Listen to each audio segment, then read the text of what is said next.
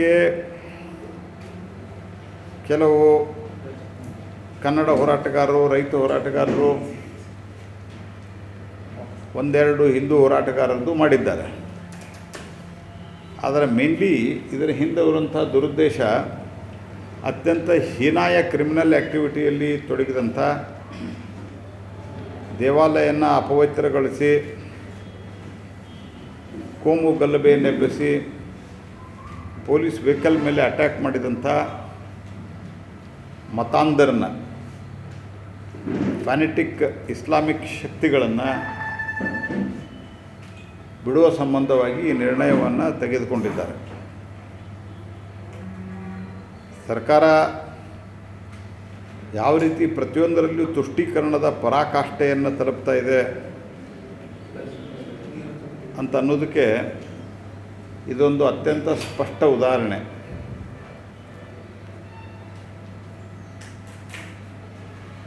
ಈಗ ಇದರ ಮೊದಲು ಕೇವಲ ಅವರು ಮುಸಲ್ಮಾನ್ ಕಾಲನಿ ಅಭಿವೃದ್ಧಿಗಳಿಗಷ್ಟೇ ದುಡ್ಡನ್ನು ಕೊಟ್ಟಿರುವಂಥದ್ದು ಉದಾಹರಣೆ ಇದೆ. ಅಲ್ಪಸಂಖ್ಯಾತರ ಕಾಲೇಜ್ಗಳು, ಸ್ಕೂಲುಗಳು ಇದು ಅಷ್ಟೇ ಅವರ ಒಂದು ಹಾಸ್ಟೆಲ್ಗಳು, ಅವರಿಗಷ್ಟೇ ಹಾಸ್ಟೆಲ್. ಹಾಗಾಗಿ ಉಳಿದವ್ರದ್ದೆಲ್ಲರದ್ದು ಒಂದು ನೆಪ. ಹಾಗಾಗಿ ಸರ್ಕಾರ ಪುನಃ ಈ ತುಷ್ಟೀಕರಣದ ಒಂದು ಪರಾಕಾಷ್ಠೆಯನ್ನು ತಲುಪಿದೆ. ಕಾಂಗ್ರೆಸ್ ಪಾರ್ಟಿ ಒಂದು ಸಂಗತಿ ಅರ್ಥ ಮಾಡ್ಕೋಬೇಕು, ಈ ತುಷ್ಟೀಕರಣದ ಕಾರಣದಿಂದ ಇಡೀ ದೇಶದಲ್ಲಿ ಕಾಂಗ್ರೆಸ್ ಪಾರ್ಟಿ ಇವತ್ತು ನಿರ್ನಾಮ ಆಗ್ತಾಯಿದೆ. ಹಾಗಾಗಿ ನಾನು ಸರ್ಕಾರಕ್ಕೆ ಇದನ್ನು ಯಾವ್ಯಾವುದು ಅತ್ಯಂತ ಗಂಭೀರವಾದಂಥ ಆರೋಪಗಳಲ್ಲಿದ್ದಂಥ ಈ ಮತಾಂಧ ಶಕ್ತಿಗಳ ಮೇಲೆ ತೆಗೆದಿದ್ದಾರೆ.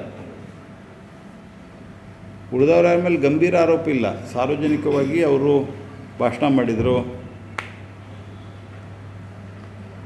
ಪ್ರಚೋದನಾತ್ಮಕವಾಗಿ ಮಾತಾಡಿದರು. 144ನೇ ಕಲಮು ಅಂದರೆ ಈಗ ಅದು 109 ಆಗಿರಬೇಕದು.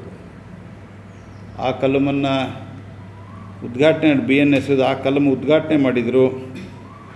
ಇದು ಒಂದು ಕೇಸುಗಳಿದ್ದಾವೆ.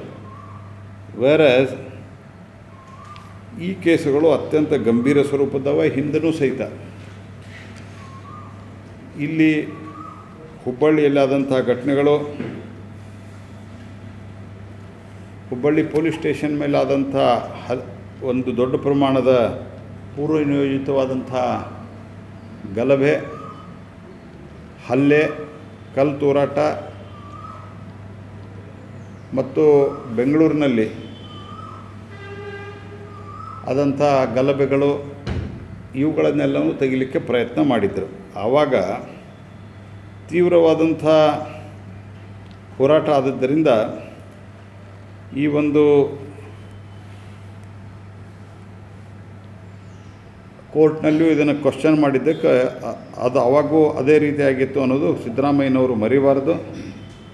ಆ ಹಿನ್ನೆಲೆ ಒಳಗೆ ಈ ಮತಾಂಧ ತುಷ್ಟೀಕರಣದ ನೀತಿಯನ್ನು ಕರ್ನಾಟಕ ಸರ್ಕಾರ ಕೈ ಬಿಡಬೇಕು ಅಂತ ನಾನು ಆಗ್ರಹಿಸ್ತೀನಿ. ಇಲ್ಲಾಂದರೆ ನಾವು ಇದನ್ನು ಸಹಿತ ಕಾನೂನಿನ ಮೂಲಕ ಸಂಬಂಧಿಸಿದವರಿಗೆ ಹೋರಾಟ ಮಾಡಲಿಕ್ಕೆ ಏನು ಸಹಕಾರ ಕೊಡಬೇಕು ಅದನ್ನು ನಾವು ಕೊಡ್ತೀವಿ.